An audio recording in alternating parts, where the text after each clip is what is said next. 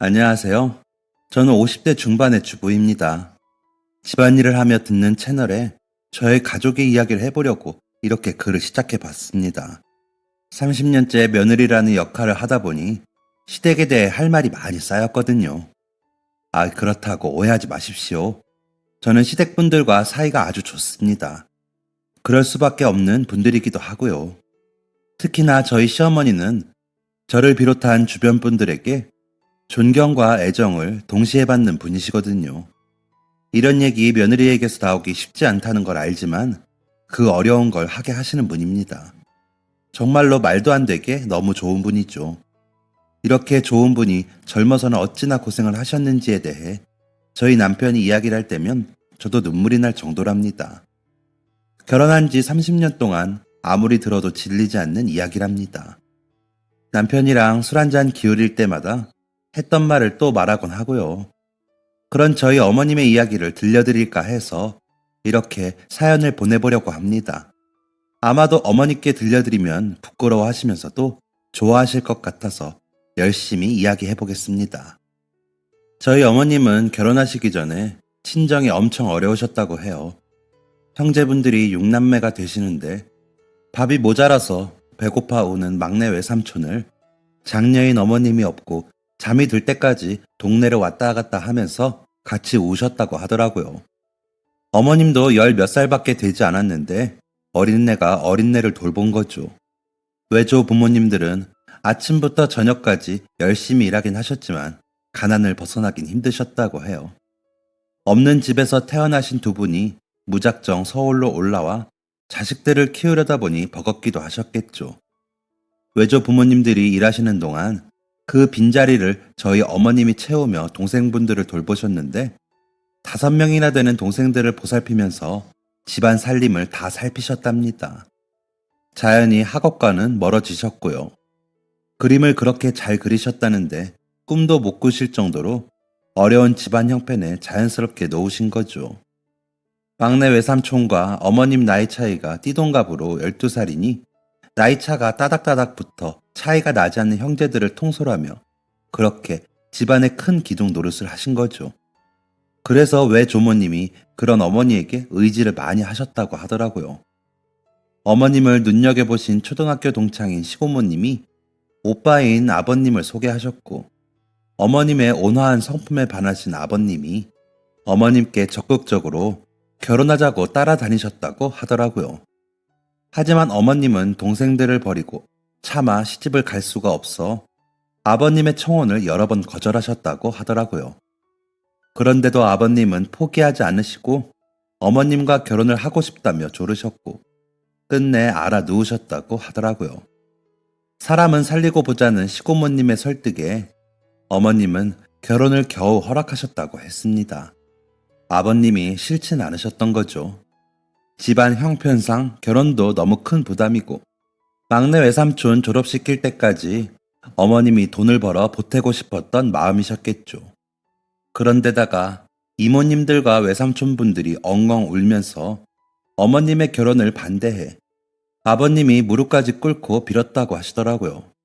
제발 결혼만 하게 해주면 이모님들과 외삼촌들 학비를 책임지시겠다고 하셨다고 하더라고요. 그런데 어머님이 안 계시면 집이 돌아가질 않으니 돈 다 필요 없으니까 우리 누나 데려가지 마요 라고 우는 막내 외삼촌의 애원에 어머님이 마음이 많이 아프셨는지 또 결혼 못한다고 하다가 아버님이 또 알아 누우셔서 결혼이 성사되셨다고 해요. 왜 조부모님들은 어머님이 고생만 하다가 시집을 가겠다고 하니 마음이 안 좋으셨는지 정말 당장 생활비도 없는 상황에서 혼수라고 조부모님께 드리라며 은수저 2벌을 챙겨주셨다고 하더라고요. 그만큼 어머님 쪽에 돈이 없이 치르는 혼사라 많이 기우셨겠죠. 결혼식도 준비하는 거 많이 없이 하려고 아버님 본가에서 가까운 절에서 양가 어른들 모시고 화혼식으로 간단히 하셨는데 이때 입은 한복도 아버님이 다 해주셨대요. 그렇게 결혼하다 보니 신혼여행은 생각도 못하고 바로 본가로 들어가 시집살이를 시작하셨답니다.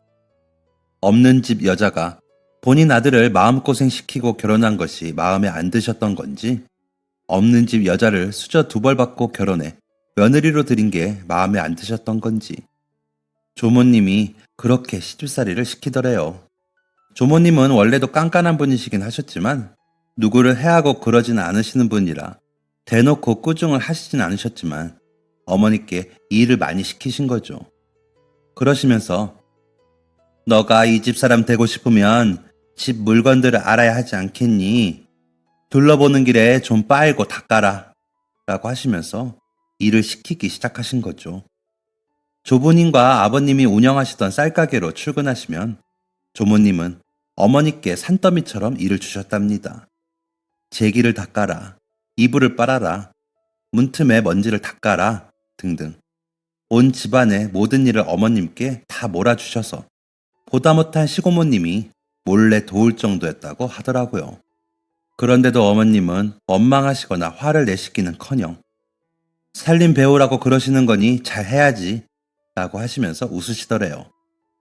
그런 어머님을 보며 시고모님은 저러다 쓰러지지 싶어 오빠인 아버님께 몰래 일렀는데 아버님도 별 말 없이 그저 일찍 들어오셔서 묵묵히 어머님의 일을 도우셨다고 하더라고요. 하지만 그 모습을 본 조모님이 어머님께 너가 방에 들어가 뭐라고 했기에 바깥일 하는 사람이 저러는 거냐? 정말 가지가지 하는구나 하면서 큰 소리를 내신 후로는 아버님은 돕지도 못하고 발만 동동 구르셨는데 조부님이 저희 어머님을 지켜보시다가 도저히 안 되겠다고 생각하셨는지 조모님께 저렇게 며느리에게 한꺼번에 일을 시키면 나라도 도와야지 별 수가 있나? 아무리 새 사람 들어와 살림을 가르친다고 해도 적절히 해야지. 왜 그렇게 급해요?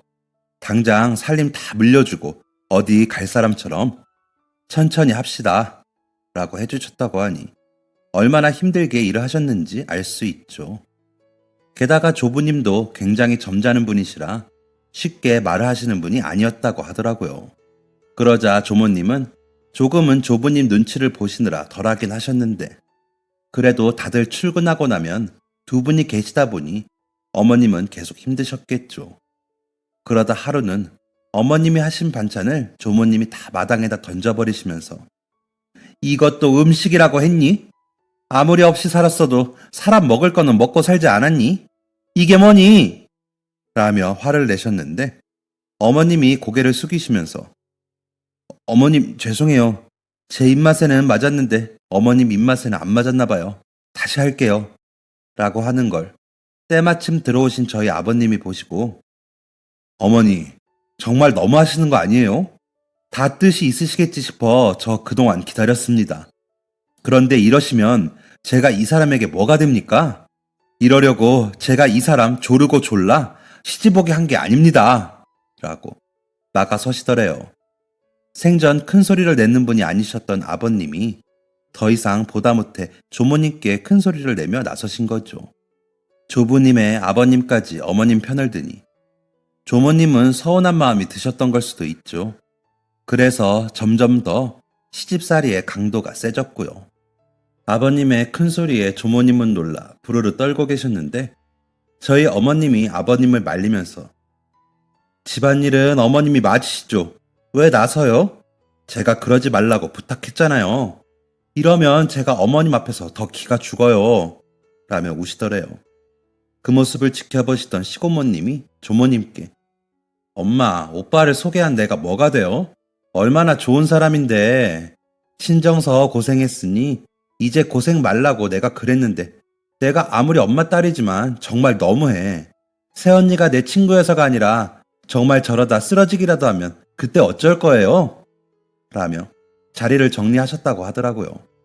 하지만 그런 남매의 행동은 조모님의 화를 더 불러일으켰고 그 일이 있고 나서는 조모님은 아예 대놓고 식구들이 보란듯이 어머님께 시집살이를 더 시키셨대요.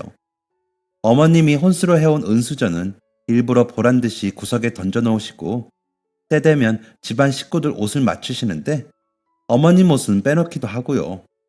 전에는 일만 많이 시키시던 걸 이제는 차별과 구박을 대놓고 하셨던 거죠. 그런데도 어머님은 아무 말 없이 조모님이 시키는 대로 그냥 다 하셨대요. 아무래도 형편이 너무 처지는 결혼을 하다 보니 각오를 하셨던 건지 조모님이 그만하실 때까지 묵묵히 기다리셨다고 하더라고요. 그런 어머님이 가끔 옛날 이야기 하실 때 시집가고 처음에 친정 동생들이 보고 싶어 몰래 숨어서 우신 적도 많았다고 하시는 걸 보면 아마 친정 나들이는 꿈도 못 꾸고 사셨던 것 같았습니다. 그런데도 그냥 조모님이 마음을 여시는 날을 기다리며 맡겨진 일만 열심히 하셨다고 하더라고요. 그러다 마침내 어머님께도 좋은 날이 온 게 저희 남편을 임신하고 나서랍니다.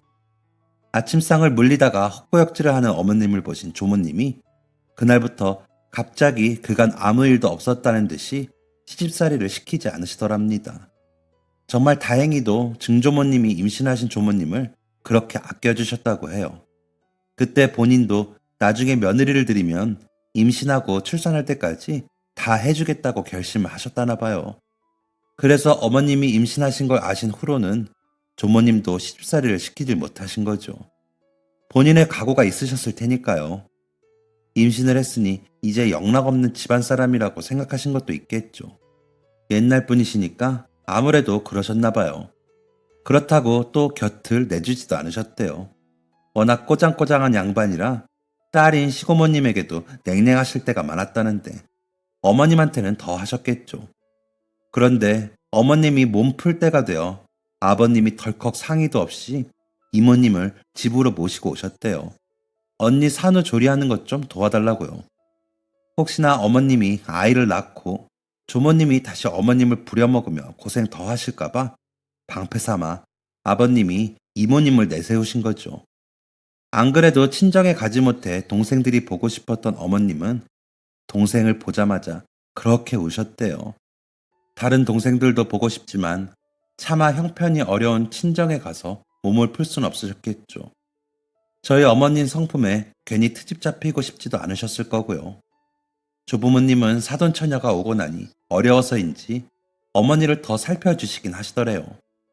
이모님은 셋째셨는데 둘째가 외삼촌이시라 언니를 도우러 왔더니 언니가 너무 말라서 불쌍해 우셨다고 남편에게 엄마한테 효도해라. 그렇게 사람이 말라서는 그래도 뱃속에 자식이 있다고 행복하다는데 웃기더라. 라고 하셨대요. 남편은 그 이야기를 들을 때마다 어머님이 너무 좋아서 품에 안겼다고 하더라고요. 어머님은 한 번도 남편에게 그때 어려웠다고 내색을 안 하셨는데 지금도 그저 하나뿐인 아들인 남편에게 무심한 척 하시지만 세상 따뜻하게 대해주시는 분이거든요. 그런 어머님을 남편은 어릴 적부터 유난스럽게 따라서 주변에서 어머니 사람 좋은 거 자식이 알아본다 고 하곤 하셨대요.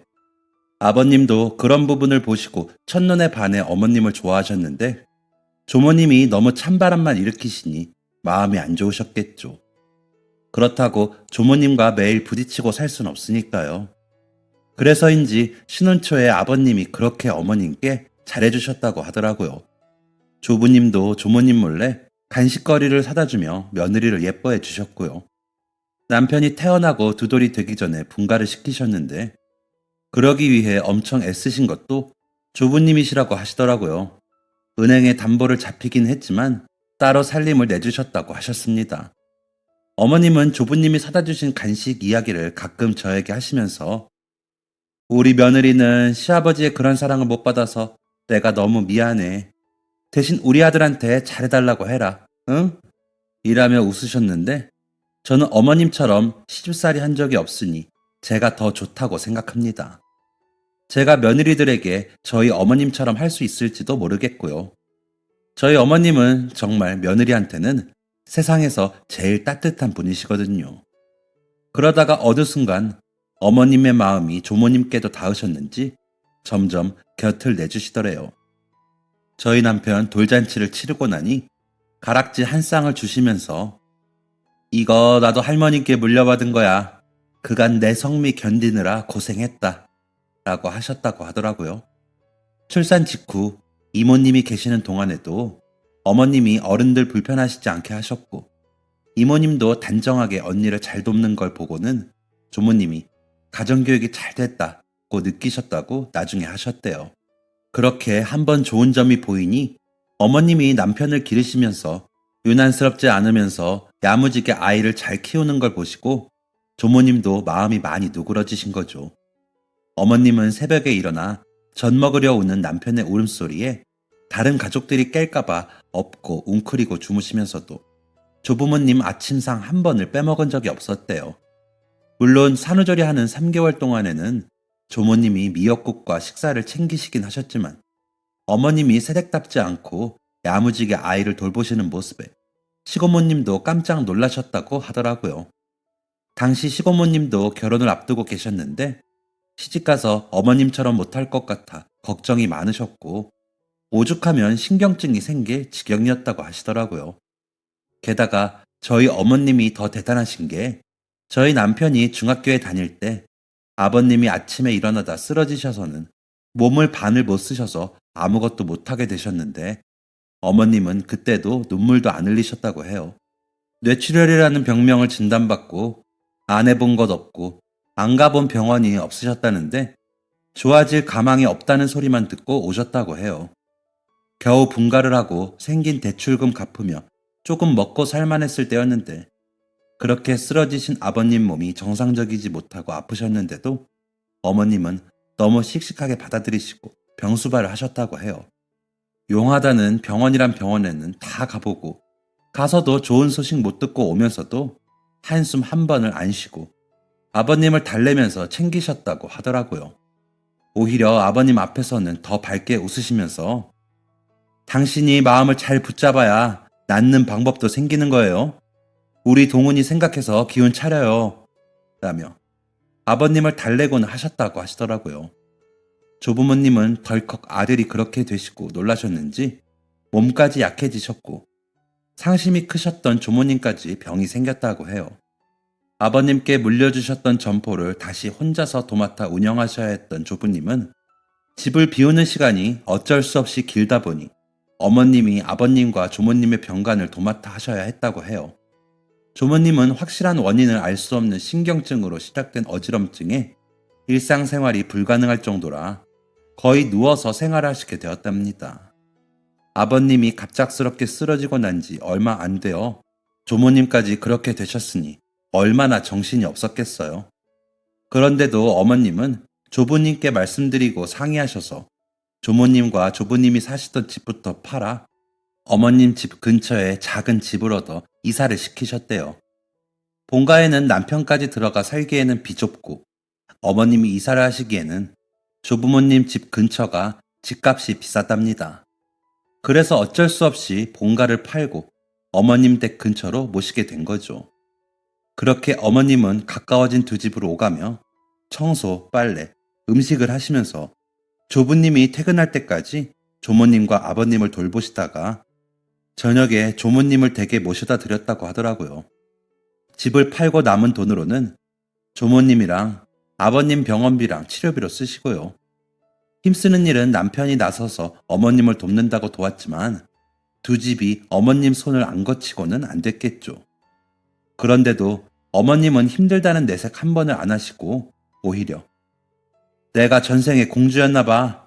그때 하지 못한 일들을 이번 생에 다 하나 보다 하면서 웃으셨다고 하더라고요. 그 정도로 구김살 없이 조모님과 아버님의 병간호를 잘 하셨던 어머님이었기에 조부님도 너가 우리 집에 시집 안 왔으면 내가 어떻게 됐을지 모르겠다. 너가 나를 살렸다. 라면서 고마워하셨다고 하더라고요.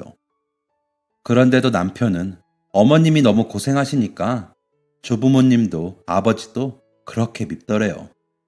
집에 아픈 사람만 잔뜩 있는 것도 싫고 어머니가 허리 한 번을 못 펴고 일하시는 것도 싫었다고 하더라고요.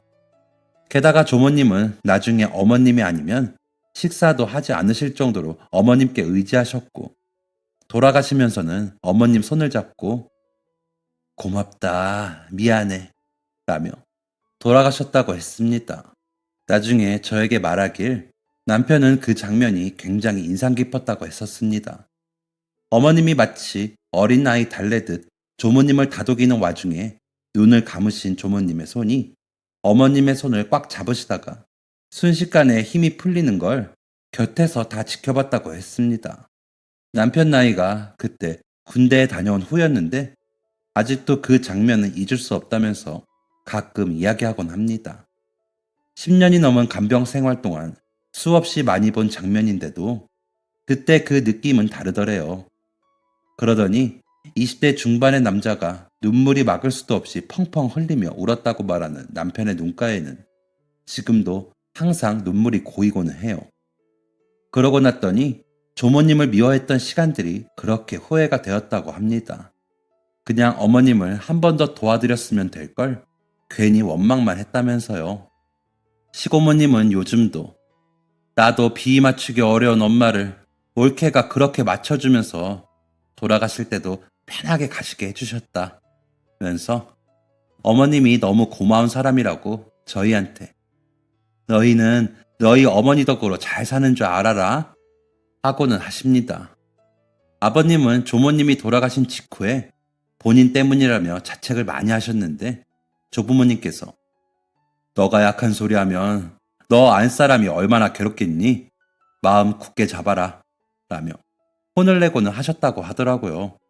그러다가 조부님도 연세가 많이 드시면서 운영하시던 쌀가게를 저희 남편에게 물려주시고는 쉬고 싶다고 하셨는데 그렇게 하신 지 2개월 만에 아침에 돌아가신 걸 저희 어머님이 발견하셨다고 했습니다. 아침 챙기러 갔다가 돌아가신 조부님을 발견하신 어머님은 장례를 치르는 내내 너무 괴로워하셨대요. 사실 조부님이 점포를 남편에게 물려주시고 어머님은 두 집 살림을 합쳐서 이사를 하시려고 준비 중이셨대요. 조모님도 그렇게 모시고 싶었는데 어머님 아버님 사시는 집에 대출을 갚지 못해 오히려 조부모님께 민폐를 끼친다며 못 합치셨다고 하더라고요. 쌀가게에서 나오는 수입은 병수발하면서 두 집 살림하기 빠듯했기에 여의치 않으셨던 거죠. 조부모님 집을 판 돈은 병원을 알아보고 다니느라 현금으로 가지고 계셨어야 했대요. 아무래도 병원비가 많이 들던 시절이니까요.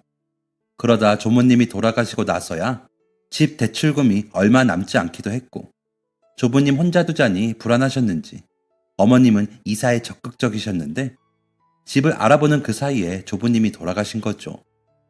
그런 안타까운 상황을 지켜본 그때의 남편은 이해가 안 되는 게 아버님이 장사를 맡아 하신 기간이 적지 않은데 그 돈이 다 어디 갔나 싶더래요. 분명 그 돈 어디다 엉뚱하게 쓰고 어머님만 고생시켰을 거라고 추측을 했다고 하더라고요. 그래서 어머님께 엄마, 내가 장사도 해보고 할아버지 장부랑 따져보니까 아버지가 장사하셨을 때는 더 잘 된 것 같던데 그 돈 다 어디 가고 우리는 계속 어려웠어? 라고 물은 적이 있었다고 해요. 그런데 어머님은 웃으시더니 너희 할아버지 할머니 생활비 드리고 우리도 생활하고 했지. 그리고 너희 이모랑 외삼촌들 학비도 주고 라면서 별 말이 없으시더래요. 하지만 남편은 아무리 셈을 해봐도 그 돈 이상으로 버셨을 텐데 그렇게 어렵게 사셨던 게 이해가 가지 않았답니다. 그렇다고 아버님께 따지고 묻기에는 아버님이 짧은 시간에 부모님 두 분을 잃으시고 너무 의기소침해 계셔서 차마 말도 못하고 속으로만 끙끙 앓았다고 하더라고요. 조부모님 집에서 분가를 하고 나서 남편은 항상 집이 가난하다고 생각하고 살았는데 본인이 본 장부는 호의호식하고도 남을 만큼 정도는 됐기에 너무 이상했다는 거예요. 그 돈이 다 어디로 갔을까 싶어 이상한 상상들도 하게 되더래요. 거의 매일 술을 드시고 늦게 들어오던 아버님의 모습도 떠오르면서 어머님 고생하시는 모습까지 겹쳐 보이니 아버님이 싫더래요. 그래서 대면대면 하면서 아버님하고 더 멀어지게 되더래요. 그런 남편을 나무라시면서 어머님은 너희 아버지 돌아가시면 할머니 돌아가셨을 때처럼 후회할래? 아버지가 선택을 하셨을 때는 그만한 일이 있으니까 그러셨지. 너무 그렇게 따지고 계산하려고 하지 마라. 아버지 아시면 서운하셔. 라고 하시더래요. 남편은 그런 어머님도 이해가 안 돼요. 대꾸도 안 하고 말았다고 하더라고요. 그러다 저희 친정아버지를 알고 지내던 남편은 친정아버지에게 소개를 받아 저와 교제를 시작하면서도 결혼은 생각도 못했다고 했답니다. 아픈 아버님 수발 드시는 어머님을 두고 혼자서 살겠다고 도망치는 것 같아서요. 그런 줄도 모르고 3년을 만나면서 결혼 이야기를 안 하는 남편을 괜히 쿡쿡 찌르면서 결혼하자고 졸랐는데 나중에 들어보니 자신의 형편이 미안해서였다는 걸 알고 제가 더 미안하더라고요. 그랬는데 아버님이 20년의 긴 병마를 더 이상 견디지 못하시고 돌아가시면서 저는 어머님과 자연스럽게 인사를 하게 되었습니다. 어머님은 아버님을 잃으신 슬픔이 크신 와중에도 인사하는 저의 손을 꼭 잡으시더니 고마워요. 더 일찍 만났으면 좋았을걸. 동훈이가 그러기 싫다고 그랬죠? 저 녀석이 나중에 얼마나 후회하려고 저러나 몰라요. 그런데도 와보기로 결심하기까지 어려웠을 텐데 이렇게 와줘서 고마워요. 아버지도 좋아하실 거예요. 라면서 눈물이 채 마르지 않은 얼굴로 웃어주셨습니다. 그 웃음을 보는 순간 이분이 얼마나 좋은 분인지 알겠더라고요. 연애하는 3년의 시간 동안 한 번도 제대로 된 본인 집안 이야기를 하지 않던 남편이었기에 어머님, 아버님에 대해 자세히 알지 못했는데도 한눈에 알겠더라고요. 그리고 그 장례식에서 아버님도 얼마나 좋은 분인지 알게 되었습니다. 손님으로 오신 분들이 너무 크게 우시면서 이렇게 좋은 분이 왜 그렇게 아프시면서 고생을 하셨는지 모르겠습니다. 건강을 못 찾으시고 이렇게 황망히 가시다니요. 라는 분들이 한둘이 아니셨거든요. 그분들한테 물어보니 아버님이 장사를 하시면서 배고픈 사람만 보시면 그냥 지나치지 못하셨다고 하더라고요. 그분들 밥 챙기고 쌀 챙기고 하느라 버는 돈에 비해 빠듯한 살림을 하신 거죠. 알고 보니 아버님은 조부모님 생활비와 이모님, 외삼촌들 학비에서 돈을 줄일 수가 없었고 다른 곳에도 돈이 적지 않게 나가다 보니 어머님은 모자라게 살림을 하셨던 것이었더라고요. 그때 도움을 받으신 손님들이 아버님이 편찮으시자 은혜를 갚는다면서 반찬거리같이 소소하게 가져다 주시기도 했다고 하더라고요. 형편이 좋지 못하니 다르게 표현하시기는 힘드셨는지 그렇게라도 하고 싶다면서 그러셨다고 했답니다. 밖에 있는 시간이 긴 남편은 몰랐던 거죠. 그제야 아버님에 대한 오해를 푼 남편은 소리도 내지 못하고 서럽게 울더라고요. 아버님께 너무 죄송하다면서요. 그런 남편을 어머님은 어깨를 다독이면서 그러게 엄마가 아버지 미워하지 말라고 했잖아. 너희 아버지가 끝까지 너 모르게 해달라고 그랬어. 괜히 너 장사하면서 부담된다고. 자기처럼 다른 사람 돌보다가 안 씻고 힘들게 말라고 하시더라. 너는 착해서 아버지처럼 그럴 거라면서 라며 함께 우시더라고요. 그런 모자의 모습을 보고는 저는 제가 참 좋은 사람들을 만났다는 걸 알 수 있었습니다. 오시는 친척분들도 너무 선량하시고 진심으로 어머님을 걱정하시는 모습이 참 보기 좋았습니다. 저는 친척이 많지 않아 다소 외로운 환경에서 자랐거든요. 그렇게 장례식에서 인사를 시작으로 어머님과 왕래를 하면서는 점점 더 어머님이 좋았습니다. 어머님의 음식 솜씨도 배우고 싶었고 손이 야물게 살림하시는 모습도 배우고 싶었거든요. 사실 저는 친정어머님이 제가 초등학교에 다닐 때 돌아가시고 아버지가 해주시는 밥 먹고 자랐는데 아버지가 살림에는 소질이 없으셨는지 음식을 거의 식당에서 사 먹었거든요. 집에서 먹는 밥은 김이랑 김치만 있어도 진수성찬이었죠. 그런 제게 어머니가 신경 써서 차려주시는 밥은 정이 느껴져 너무 좋더라고요. 정갈하면서도 맛깔스러운 그 상은 지금도 너무 감사하게 기억을 하고 있습니다. 참 맛있었거든요. 그리고 따뜻했고요. 그래서 어머님이 하시는 모든 것을 배우고 싶었습니다. 왜 옛말에 밥정이 무섭다고 그 밥의 힘이 어마어마하더라고요. 그래서 어머니께 이것저것 묻기도 하고 배워가기도 하고 그랬죠. 그러다 뱃속에 우리 큰 아들이 생겨 부랴부랴 결혼을 하면서도 제가 그렇게 싱글벙글 웃어 친정 아버지가 지금도 서운했다고 하실 정도입니다. 큰아이를 낳고 몸조리를 하면서도 저는 여느 친정 엄마에게 몸조리를 받은 것보다 더 잘 받았습니다. 셋째까지 다 그랬습니다. 3달의 산후조리 기간 동안 한 번도 힘든 적 없었습니다. 새벽 수유야 아이 키우는 엄마가 해야 하는 거니 어쩔 수 없긴 했지만 새벽 수유를 하는 제 곁에는 어머님이 항상 같이 계셨습니다. 제가 꾸벅꾸벅 졸며 수유하는 동안에도 어머님은 저를 살피시고 아이를 살피시느라 엄청 고생하셨죠. 제가 아이 셋을 낳고 기르고 난 지금도 뼈마디 아픈 곳 없이 무사한 것은 다 저희 어머님 덕인 거죠. 일평생 누군가를 보살피시느라 본인을 아끼지 못하신 어머님은 결국 병이 나고 마셨습니다. 자꾸 체한 것 같다고 하셨는데 연세가 드시니 그런 거라고 생각하고 위에 좋다는 것만 해드렸거든요. 그런데 어느 순간 배가 부풀고 숨도 차 하시는 게 눈에 보이더라고요. 그래서 큰일 났다 싶어 서둘러 동네 내과에 가서 진단받고 큰 병원에 예약해 검진을 받아보니 간 부전증이라고 하더라고요. 눈앞이 캄캄하고 세상이 무너지는 것 같았습니다. 어머님이 그렇게 아프신 줄도 모르고 소화제나 내밀었던 제 자신이 너무 싫더라고요. 의사 선생님께서 어머님이 사실 수 있는 방법은 간 이식뿐이라고 하시는 이야기에 저와 남편은 제일 먼저 이식이 가능한지 공여자 검사를 받았습니다. 그러고는 적합도 결과를 기다리고 있는데 소식을 듣고 이모님들과 외삼촌분들이 오셔서는 본인들도 검사를 받고 싶다며 나서시더라고요. 특히나 막내 외삼촌은 내가 해야 해, 동훈아. 너는 아직 젊고 자식들도 어리지 않니? 내가 누님 위해서 이런 거라도 할 수 있으면 나는 좋다. 그러니까 제발 나만이라도 검사 좀 해보자. 라면서 거의 사정을 하시더라고요. 그런 외삼촌께 남편은 삼촌, 내가 해요. 조금이라도 젊은 내가 해야지. 엄마도 더 빨리 건강해지죠. 걱정 말고 기다려요. 만에 하나 저랑 집사람이 안 맞으면 제가 다시 부탁드릴게요. 일단 기다려봐요. 라면서 달래더라고요.